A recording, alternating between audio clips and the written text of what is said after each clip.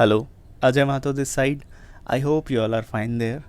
In today's class we'll discuss about reproductive health. सिर्फ health की अगर हम बात करते हैं तो बचपन से हम लोग पढ़ते आ रहे हैं तीन terms, that is physical, mental and social wellbeing होना, that is considered in health. लेकिन यही तीनों aspect, physical, mental and social wellbeing in all aspect of reproduction अगर हम बात करते हैं तो it is considered as reproductive health. Okay, a state of complete physical, mental and social well-being in all aspect of reproduction is nothing but reproductive health. हम इस chapter में कई तरह के ऐसे सोशल इश्यूज़ पर बात करते हैं जो हमारी सोसाइटी में घूम रही है, लेकिन हम उन्हें डील कैसे करें, उनको स्टैटिसाइज कैसे करें, ठीक है, उस बारे में बात नहीं करते. लेकिन ये चैप्टर हमें कई तरह के मोरल इश्यूज़ और सोशल इश्यूज़ पर बात करने की आज़ादी देता है. जैसे for example over population is the problem. किसी भी एक एरिया में रिसोर्सेज का कम होना और उन्हें कंज्यूम करने वालों की संख्या डे बाय डे बढ़ते जाना, that is known as over population. और हमारी कंट्री में ऐसी आप देखते हो पॉपुलेशन डेंसिटी बहुत ज़्यादा है, राइट. पूरे वर्ल्ड में हम हालांकि सेकंड नंबर पर आते हैं आफ्टर चाइना, लेकिन चाइना का एरिया बहुत ज़्यादा है कंपेयर टू इंडिया.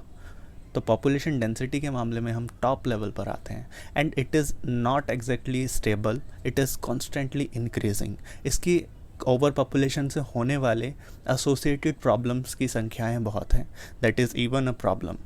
ओके, जैसे फॉर एग्जांपल गरीबी, मैल न्यूट्रिशन, फेमाइंस, ठीक है. और आप देखते हो कई तरह के फीटिसाइड्स, सुसाइडल मास सुसाइड करना फार्मर्स का, ठीक है. और क्या देखते हो, करप्शंस, ठीक है, disease.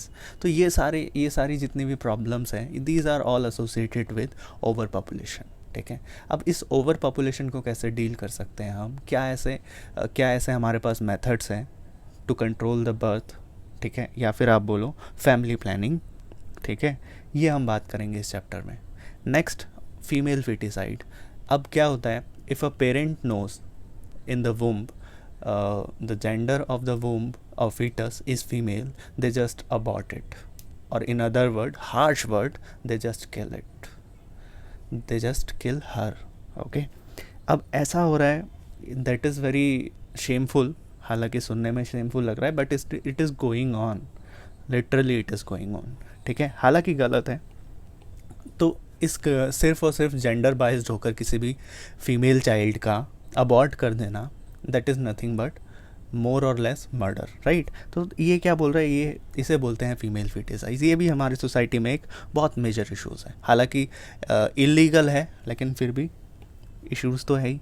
High maternal mortality rate. अब हम क्या देखते हैं इन विलेज और रूरल एरियाज,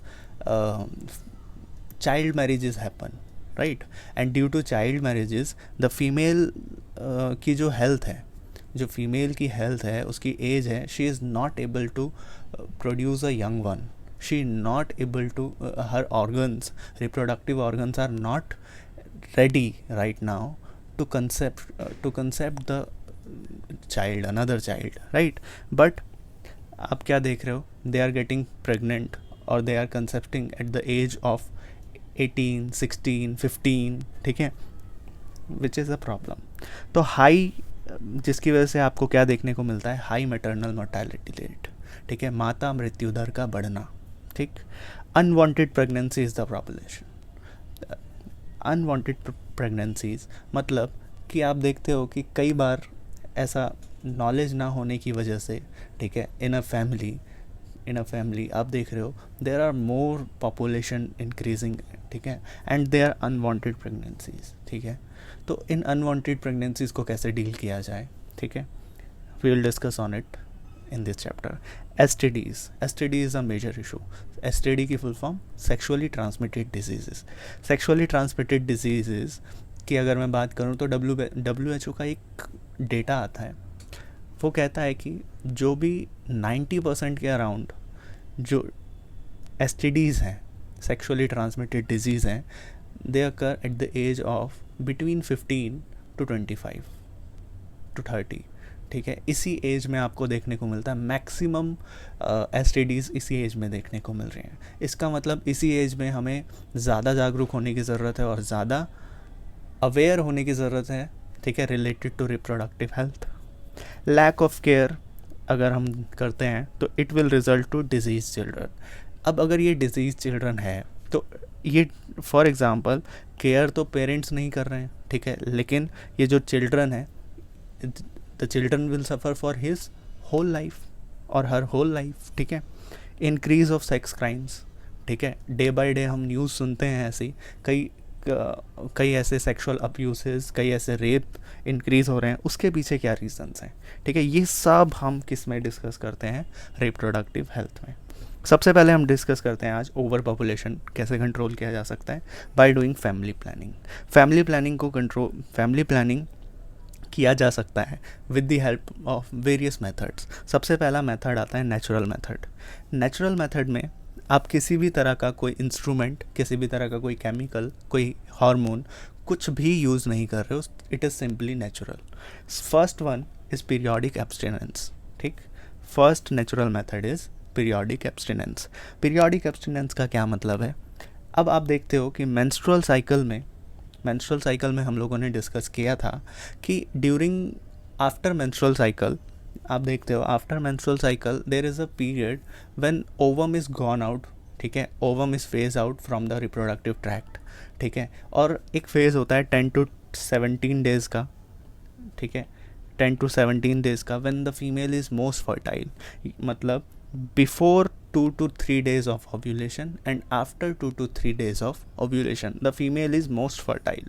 तो अगर इस केस में अगर किसी तरह का अनप्रोटेक्टेड सेक्सुअल इंटरकोर्स होता है तो you will see the chances of pregnancies are very very more, ठीक है, वेरी वेरी मच, ठीक। तो to avoid sexual intercourse in these days we call it periodic abstinence, ठीक है। डेज़ काउंट करके स्पेसिफिकली इन डेज़ में क्या करना, सेक्सुअल इंटरकोर्स को अवॉइड करना, उसे बोला जाता है पीरियोडिक एब्सटिनेंस।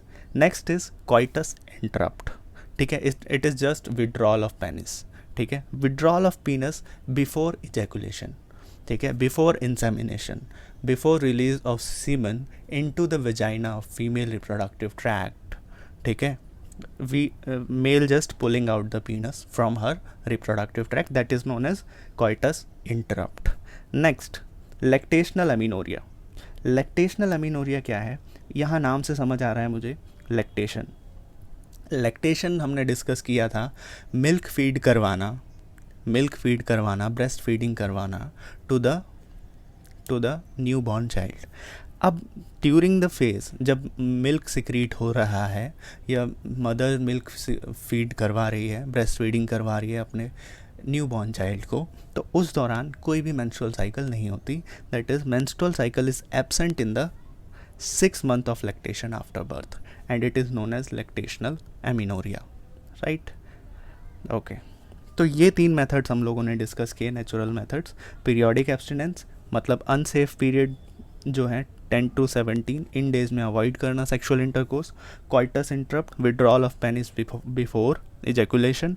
लैक्टेशनल अमीनोरिया मतलब लैक्टेशन के दौरान 6 month after the lactation menstrual cycle absent है, तो इन डेज पर आप बोल सकते हो female is almost infertile, right. Next is barrier method. Barrier method की अगर हम बात करें तो बैरियर नाम से समझ आ रहा है we are just stopping the male gamete that is sperm, we are just stopping the sperm to reach over to the ovum. And how can we do it? By applying a barrier. अब ये जो barrier है ये mail भी use कर सकते हैं on their पीनस and female भी यूज़ कर सकते हैं इन देयर सर्विक्स, ठीक है। तो जो मेल यूज़ करते हैं दैट आर कॉन्डम्स, ठीक है, और भी फॉर एग्जांपल निरोध, ठीक। Nirodh is a brand, government brand that advertise condoms, ठीक है। ये कॉन्डम्स फीमेल भी होते हैं but obviously they will use on their cervix, ठीक है। Male cover their penis using condoms, female cover their cervix, ठीक है। और female barrier methods are diaphragms, cervical caps, vaults, spermicidal jellies and foams are also increase their effectiveness. क्यों? ये नाम से समझ आ रहा है, स्पर्मिसाइडल जेलीज और क्रीम्स ये स्पर्म को किल कर देते हैं, ठीक है, एट द सर्विक्स तक ही स्पर्म्स क्या हो चुके हैं, किल हो चुके हैं। तो ये है बैरियर मेथड्स, ठीक है, कि हम नेक्स्ट हम लोग पढ़ते हैं IUDs, that is intra uterine devices. Intra uterine devices बोला जाता है कि मोस्ट इफ़ेक्टिव और आइडियल मेथड है, ठीक है। बट एक यहाँ पर डिसएडवांटेज मैं ये कहूँगा कि it is not protecting any kind of STDs, तो ये इसका डिसएडवांटेज है, ठीक है। हालांकि जो बैरियर मेथड है they are not such reliable, यहाँ भी कई चांसेस ऑफ फेलियर हैं, लेकिन but they are preventing what, STDs prevent करते हैं ये, अगर मैं बात करूँ कॉन्डम्स की, ठीक है। तो आईयूडीज़ आर से ऐसे बोला जाता है they are most effective and ideal method to prevent pregnancy, ठीक है। ये बात बिल्कुल सही है, to prevent pregnancy they are most effective and ideal. अच्छा, 3 तरह के आईयूडीज़ हम लोग पढ़ते हैं। Non medicated IUD, for example Lippes loops, यहाँ पर किसी भी तरह का मेडिकेशन नहीं है। कॉपर रिलीजिंग आईयूडीज़, जिसमें कॉपर रिलीज़ होता है। अच्छा, ये कॉपर रिलीज़ होने से क्या होगा, कॉपर एक्चुअली इंक्रीज़ कर देता है स्पर्म फेगोसाइटोसिस को at the level of cervix level पर आप क्या देखते हो, स्पर्म का फेगोसाइटोसिस होना शुरू हो जाता है, स्पर्म को इनगल्फ करना चालू कर देते हैं सेल्स। स्पर्म की मोटिलिटी डिक्रीज़ हो जाती है, स्पर्म मूव नहीं कर पाते हैं, ठीक है। They attack on their what we call it tail पर अटैक करना चालू कर देगा, तो स्पर्म मूव ही नहीं कर पाएगा, तो फर्टिलाइजेशन होने के चांसेस डिक्रीज़ हो जाते हैं, फर्टिलिटी कैपेसिटी और डिक्रीज़ हो जाती है। तो ये तीन तरह से काम करता है ये copper, by increasing the sperm phagocytosis, by decreasing sperm motility and decreasing fertilizing capacity. Next is hormone releasing IUDs. Hormone releasing IUDs obviously hormone release करेंगे, प्रोजेस्टेरॉन, LNG-20, ठीक है। ये क्या करते हैं कि यूटेरस को अनसुटेबल बना देते हैं इम्प्लांटेशन को, मतलब इम्प्लांटेशन होगा ही नहीं तो कंसेप्शन या प्रेगनेंसी के चांसेस बिल्कुल नील हो जाते हैं, ठीक। Next we will discuss about pills, ठीक। पिल्स में हमेशा याद रखेंगे हम लोग कि 2 तरह का फिनोमिना है पिल्स में, या तो 2 तरह की पिल्स होती हैं, ईस्ट्रोजन और प्रोजेस्टेरॉन कॉम्बिनेशन के साथ यूज़ किया गया हो जिसमें, या फिर सिर्फ और सिर्फ प्रोजेस्टेरॉन यूज़ किया गया हो। अब समझ आता है कि भैया ये जो ईस्ट्रोजन और प्रोजेस्टेरॉन है, ईस्ट्रोजन और प्रोजेस्टेरॉन तो दे आर हेल्पफुल, राइट। हम लोगों ने पढ़ा था ईस्ट्रोजन क्या करता है, they develop the secondary sexual characters in females, और प्रोजेस्टेरॉन क्या करता है, progesterone help in what, gestation में हेल्प करता है, ये यूटेरस की लाइनिंग को थिक बनाता है, एंड इम्प्लांटेशन हेल्प करता है। तो ये अगर पिल्स में है तो इट इज़ गुड ना। तो फिर ये इसका एक्शन कैसा है, तो 2 तरह का एक्शन है, हम पढ़ते हैं। जब हाई लेवल हो जाता है ईस्ट्रोजन का, प्रोजेस्टेरॉन का, तो हमने पढ़ा था ये फीडबैक इनहिबिशन करता है किसका, FSH और LH का, जिससे कि oogenesis स्टॉप हो जाती है, ठीक है। ये हम लोगों ने मेंस्ट्रुअल साइकिल में डिस्कस किया था। If you have not watched the video just go there. High level of estrogen and progesterone cause the feedback inhibition of FSH and LH, और इसकी वजह से जब FSH और LH नहीं होंगे तो you know the oogenesis stopped, ठीक है, क्योंकि FSH ग्रोइंग फॉलिकल्स के लिए है और LH ओव्यूलेशन के लिए है, तो बोथ प्रोसेसेस आर स्टॉपिंग, तो कैसे बोलोगे कि oogenesis पॉसिबल है, ठीक है।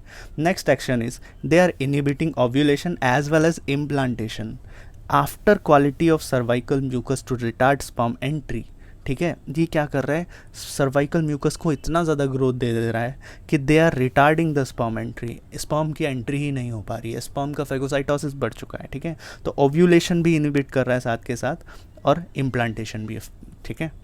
नेक्स्ट डोजेस की अगर मैं बात करूँ तो 2 तरह के पिल्स होते हैं यहाँ पर, एक तो बिफोर पिल्स, मतलब बिफोर हैविंग सेक्सुअल इंटरकोर्स और what we call it coitus, ठीक है, और after pills that is known as what, that is known as after having sexual intercourse, ठीक है। तो बिफोर पिल्स की अगर मैं बात करूं तो इसकी doses to be taken daily for a period of 21 days starting from the first 5 day of cycle.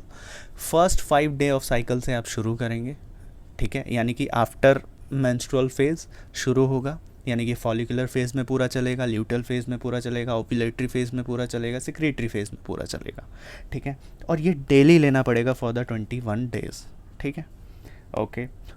और फिर आप रिपीट करोगे, जैसे for example after the ovulation, ठीक है, आफ्टर ओव्यूलेशन इन सिक्रेटरी फेज गैप लेंगे आप 7 डेज़ का, जिन मतलब आसपास मेंस्ट्रुअल फेज के आसपास मेंस्ट्रुएशन का गैप दोगे, और उसके बाद फिर कंटिन्यूसली आपको ये डेली मेडिकेशन लेनी ही है, तो that is known as before pills, ठीक है।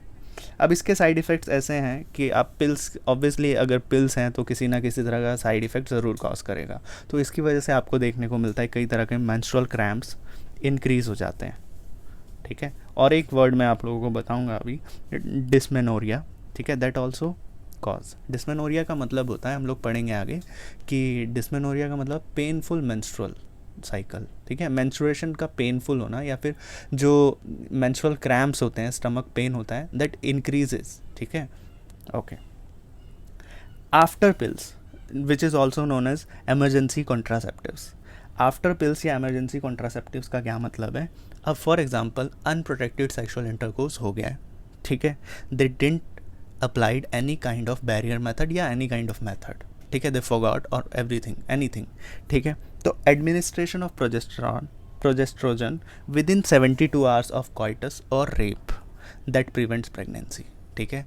तो ज़रूरी है कि विद इन 72 आवर्स का नैप जो है, इस दौरान अगर प्रोजेस्ट्रोजन जैसी किसी भी, कोई भी, मैं ब्रांड का नाम नहीं लूँगा, फॉर एग्जांपल एनसीईआरटी ने मेंशन भी किया है, जैसे सहेली for example, which is developed by CDRI Lucknow, ठीक है, तो ये अगर एडमिनिस्टर किया जाता है तो आप देखोगे it will prevent pregnancy. Doses it आप देखते हो, ये उसके बाद जो है वंस अ वीक वाली भी होती हैं कई, Saheli for example, Saheli is not emergency contraceptive. Emergency contraceptive कई एड्स देखते हो आप, जैसे एक second, unwanted 72 for example, these are, ठीक है, emergency contraceptives, but Saheli is a once a week pill, ठीक है, ये इसका डोजेस तो आपको वंस अ वीक लेना पड़ेगा, ठीक है। नेक्स्ट आता है इम्प्लांट्स के बारे में। तो इम्प्लांट्स में है कि कुछ ना कुछ आप इम्प्लांट कर रहे हो inside the female reproductive tract, obviously, ठीक है। इसमें आता है नॉर प्लांट के बारे में। नॉर प्लांट में क्या किया जाता है, 6 स्मॉल प्लास्टिक सिलेंडर इंसर्ट किया जाता है अंडर द स्किन, जिससे क्या हो, दैट प्रिवेंट ओव्यूलेशन, ठीक है, और थिक कर देता है सर्वाइकल म्यूकस को, ताकि स्पर्म की एंट्री इनहिबिट हो जाए, ठीक। अब ये इफ़ेक्टिव है कितने टाइम के लिए? 5 ईयर्स के लिए इफ़ेक्टिव है, ठीक है। अब 5, ये सुनकर तो अच्छा लग रहा है कि 5 ईयर्स के लिए इफ़ेक्टिव है, लेकिन इसके साथ साथ इसका साइड इफ़ेक्ट ये है कि इट कॉज डिस्मेनोरिया। डिस्मेनोरिया का क्या मतलब है? मैंने बताया आपको, पेनफुल मेंस्ट्रुएशंस, ठीक है, very painful menstruations, this is the problem.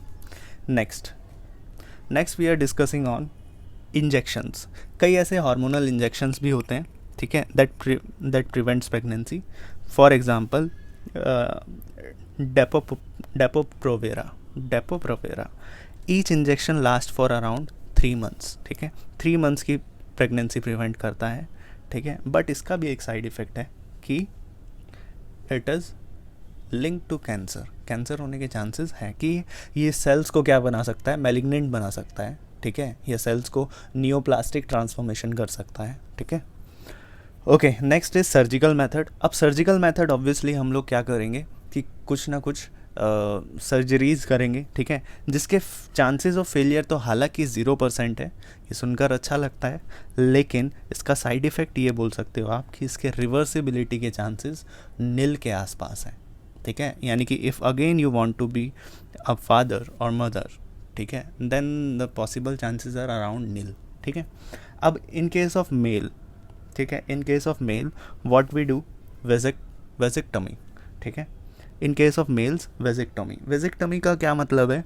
Removal of vas deferens, ठीक है, वास डिफरेंस को कट करना या उसको रिमूव ही कर देना और टाई कर देना to the opposite end through an incision on the scrotum, ठीक है। स्क्रॉटम में इंसीजन करेंगे, कट लगाएंगे और वहाँ पर वास डिफरेंस फाइंड आउट करके उसे या तो रिमूव कर देना या कट करके अपोजिट एंड में टाई कर देना, दैट इज़ नोन एज वेजिक्टमी, ठीक है। एंड ऑब्वियसली अगर मैं बात कर रहा हूँ वास डिफरेंस की, that is suitable only for, that is done only for mails. ये हम लोग गलती कर देते हैं, कई बार ऑपोजिट लिख देते हैं, ठीक है, तो ध्यान रखना, such kind of silly mistakes will provoke the teacher to cut your marks in the following answers also, ठीक है। अब इस तरह के अगर आप सिली मिस्टेक्स करते हो राइटिंग एग्जाम्स में, तो ऑब्वियसली टीचर के माइंड में एक मेंटालिटी जाती है कि यार ये तो ऐसे सिली मिस्टेक्स कर रहा है, तो आने वाले आंसर्स हो सकता है कि इसने कॉन्सेप्ट्स पढ़े ही नहीं है, ठीक है। देन जो चेकिंग रहेगी वो काफ़ी ज़्यादा the teacher will not take you seriously. तो ध्यान रखना है, इन इन ऐसे ऐसे सिली मिस्टेक्स करना बहुत ही अनअवॉइडेबल चीज़ है। जैसे वेजिकटॉमी मैंने बताया आपको, vasectomy is removal of vas deferens. तो वास्ट डिफरेंस हमने पढ़ा था मेल रिप्रोडक्टिव सिस्टम में कि vas deferens is present in testis, that is male reproductive system. तो it is obviously for males, right. Tubectomy, tubectomy की अगर मैं बात करूँ तो यहाँ नाम से आप लोग समझ जाया करो, ट्यूब की बात कर रहे हैं, मतलब रिमूवल ऑफ फेलोपियन ट्यूब या फिर cutting it and tying it to the opposite end through the incision of abdomen. अब बोला जाता है कि ये जो टिबेक्टॉमी है it is more complicated as compare to vasectomy. क्यों इतना ज़्यादा कॉम्प्लिकेटेड क्यों है एज़ कम्पेयर टू वेजिक्टॉमी? क्योंकि यहाँ पर आप देखते हो scrotum are present outside the abdominal cavity, ये बॉडी के बाहर प्रेजेंट है। लेकिन ट्यूबेक्टॉमी करते वक्त फेलोपियन ट्यूब को कट करने के लिए हम मुझे एब्डोमेन में जाना पड़ेगा, दैट इज़ फार कॉम्प्लिकेटेड, ठीक है। Next is medical termination of pregnancy also known as abortion. इसको डिफाइन करते हुए छोटी सी लाइन है कि voluntary termination of pregnancy, voluntary termination of pregnancy यानी कि अपनी मर्ज़ी से टर्मिनेट करवाना प्रेगनेंसी को, इसे क्या बोला जाता है? मेडिकल टर्मिनेशन ऑफ प्रेगनेंसी या फिर अबॉर्शन। एक डेटा आता है WHO का, वर्ल्ड हेल्थ ऑर्गेनाइजेशन का, कि 40 to 50 million MTPs are done per year in world wide, ठीक है। That is 40 to 50 million. हालांकि it is very helpful in decreasing the population, but यहाँ पर एक बट है, but it is only safe within first trimester of pregnancy, ठीक है। Pregnancy में 3 ट्राइमेस्टर होते हैं, हर एक ट्राइमेस्टर 3 मंथ का होता है जेस्टेशन पीरियड में। टोटल जेस्टेशन पीरियड ह्यूमन में 9 मंथ्स का होता है। तो फर्स्ट 3 मंथ में अगर किसी भी तरह का MTP हो जाता है विद इन 3 मंथ या first trimester, it is safe, right. तो गवर्नमेंट ऑफ इंडिया ने इस MTP को लीगलाइज भी कर दिया विद स्ट्रिक्ट कंडीशन इन 1971, ठीक है। For example in case of sexual abuse या फिर आप देखते हो रेप विक्टिम्स, तो इट इज़ लीगल, ठीक है। बट यहाँ पर ये है कि it is only safe within first trimester और within 3 months. After that it is getting complicated, ये कॉम्प्लिकेट होना चालू होता है, ठीक है। और इतना कॉम्प्लिकेट हो सकता है कि that can it will chance to reduce the fertility, ठीक है। या फिर आप बोलो कि मदर के फर्टिलिटी रेट पर असर कर सकता है, ठीक है, even death of the female. तो it is not safe after first time, not recommended after first trimester, ठीक है। That was for today. We discussed on all the methods of family planning, natural methods. In natural method we discussed 3: periodic abstinence, coitus interrupt, lactational amenorrhea. In barrier method we discussed male condoms, female diaphragm cervical caps, spermicidal jellies and all. Then intrauterine devices, 3 types of intrauterine devices: non-medicated, copper releasing and hormonal releasing. How they work we discussed today. Next, pills, ठीक है। Contraceptive pills के बारे में हम लोगों ने discuss किया। दो तरह का एडमिनिस्ट्रेशन होता है इसमें, oestrogen and progesterone only. Doses before pills and after pills we discussed. Implants, Norplants for example and their side effects, dysmenorrhoea. Injections, hormonal injections, ठीक है, Depo Provera. Next, surgical method, vasectomy और tubectomy. फिर last but not the least, medical termination of pregnancy. और इस तरह से कथा समाप्त। मिलते हैं नेक्स्ट क्लास में। Take care, Radhe Radhe.